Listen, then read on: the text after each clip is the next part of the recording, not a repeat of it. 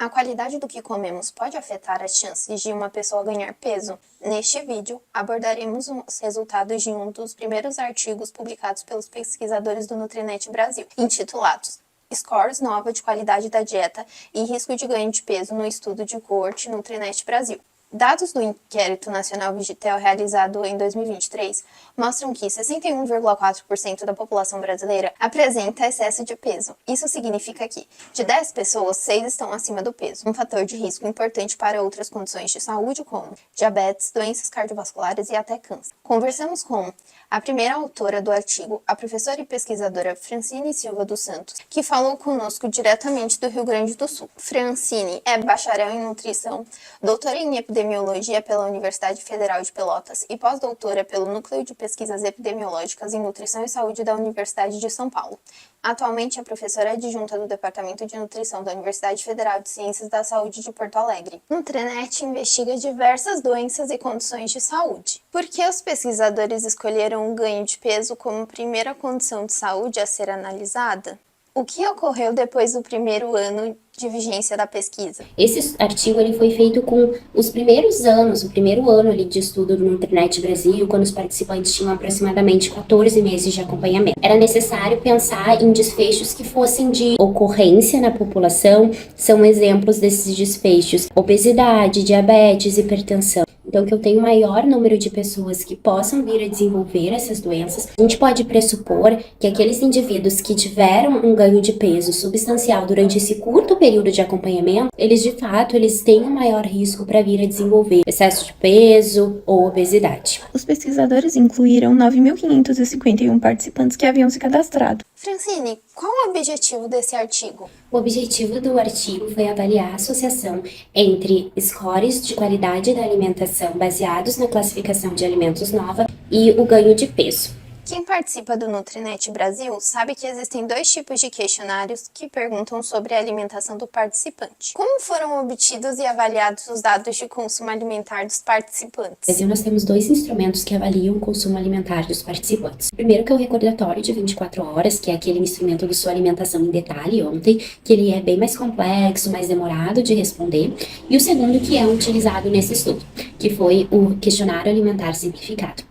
Os itens que compõem o questionário alimentar simplificado, eles são baseados em dados de inquéritos nacionais da população brasileira, ou seja, eles são baseados em dados sobre o consumo alimentar da população brasileira. Esses itens, eles se dividem em 2 dimensões para calcular os scores que aparecem no estudo.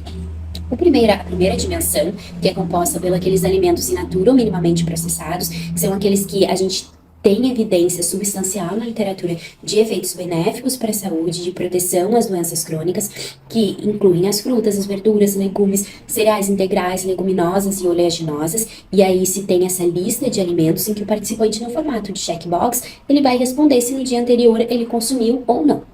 De outro lado, em uma outra dimensão, se tem os alimentos ultraprocessados. E aí se inclui os alimentos ultraprocessados, as bebidas ultraprocessadas, como por exemplo os refrigerantes, sucos de caixinha, os ultraprocessados que são consumidos geralmente nos momentos de lanches, como por exemplo os salgadinhos de pacote, e os ultraprocessados que são consumidos acompanhando ou substituindo refeições. Você poderia explicar como foram avaliados os alimentos presentes nos questionários respondidos pelos participantes? A partir da classificação nova, que classifica os alimentos nesses 4 grandes grupos com relação à extensão e propósito do processamento em que os alimentos eles são expostos, a gente tem esses 2 scores que foram utilizados para avaliação da qualidade da alimentação nesse estudo. Eles foram calculados com relação à resposta positiva, contabilizava como 1 ponto, feito ao final o somatório. A resposta negativa, ela não tinha nenhuma pontuação. Pode interpretar que quanto maior a referência de que consumiu, maior vai ser a pontuação. O que é o IMC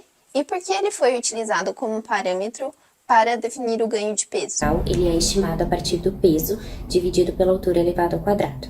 A partir desse resultado, existem pontos de corte para que os indivíduos eles estejam classificados de acordo com o IMC normal, que vai entre a faixa de 18,5 a 24,9, sobrepeso, que é de 25 a 29,9, e obesidade, quando o IMC ele é maior ou igual a 30 kg por metro quadrado.